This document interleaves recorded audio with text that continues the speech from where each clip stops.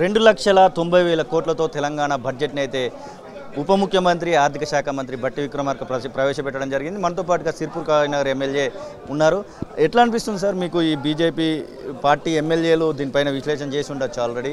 కాంగ్రెస్ ప్రభుత్వం వచ్చిన తర్వాత తొలిసారి ప్రవేశపెట్టినటువంటి బడ్జెట్ ఇది. ఎట్లా ఉంది అసలు, ఎట్లా అనిపిస్తుంది ఈ బడ్జెట్ని చూస్తే?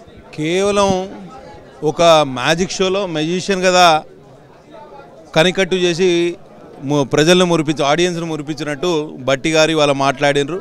కేవలం కనికట్టు తప్పించి దాంట్లో వాస్తవం ఏమీ లేదు. ఒకటి, ఆయన స్లోగన్స్ ఇవ్వడంలో, కొటేషన్స్ ఇవ్వడంలో, దాని తర్వాత సామెతలు నుడికారాలు చెప్పడంలో, ఖమ్మం యాసలో మాట్లాడడంలో దిట్ట. అంతవరకే ఆయన తప్పించి ఒక స్టోరీ టెల్లింగ్ చేసిండు తప్పించి వాస్తవ విషయాలను అన్నిటిని మరుగున పెట్టే ప్రయత్నం చేశారు.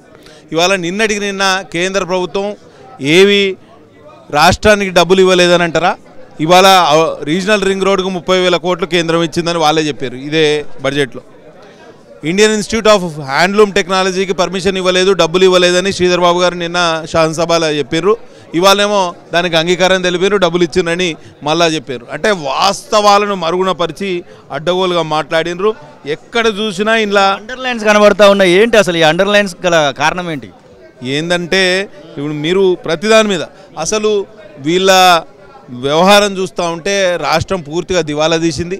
రాష్ట్రం ఫైనాన్షియల్ ఎమర్జెన్సీ దిశగా పోతుంది అనేది మనందరికీ అర్థం కావాల్సిన అవసరం ఉన్నది. పెన్షన్దారులకు పెన్షన్ పెంచుతామన్నాడు, దాని విషయంలో క్లారిటీ లేదు. ఇవాళ చాలా వరకు ఆరోగ్యశ్రీ పథకానికి 5 లక్షల నుంచి 10 లక్షలు చేస్తా అంటాడు. ఏ ప్రైవేట్ హాస్పిటల్ కూడా ఆరోగ్యశ్రీ తీసుకోవడానికి సిద్ధంగా లేదు. ఎందుకంటే గతంలో 2-3 సంవత్సరాలుగా వాళ్ళకి పెండింగ్ బిల్స్ ఏవి కూడా చెల్లించలేదు. నువ్వు పెండింగ్ బిల్స్ చెల్లించకుండా ప్రైవేట్ హాస్పిటల్ వైద్యం చేయమంటే చేసే పరిస్థితి లేదు. నువ్వు 5 లక్షలకు 50 లక్షలు చేసినా కూడా దానికి అర్థం లేదు. కాబట్టి వెంటనే పెండింగ్ బిల్లులు చెల్లించాలి. జిహెచ్ఎంసీకి 12,000 కోట్లు కేటాయిస్తున్నామని చెప్తాడు.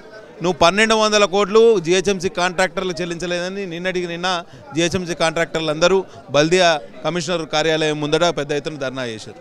మరి వాస్తవ పరిస్థితులు ఇట్లా ఉంటే నేను చెప్పేది ఏంటంటే కేవలం అంకలగారెడి, కేవలం వట్టిగా మసిబూసి మారేడుకాయ చేసి తిమ్మిని బమ్మిని చేసి ఒక ఆర్టిఫిషియల్ వాతావరణాన్ని తయారు చేసిన తప్పించి వాస్తవ విరుద్ధంగా ఇది ఉన్నది.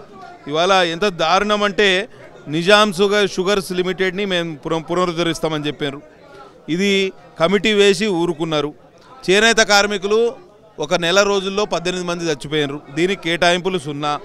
ఇవాళ నీటిపారుదల రంగానికి డబ్బులు కేటాయిస్తామని అంటారు. ఎన్ని కేటాయిస్తారు? 22,000.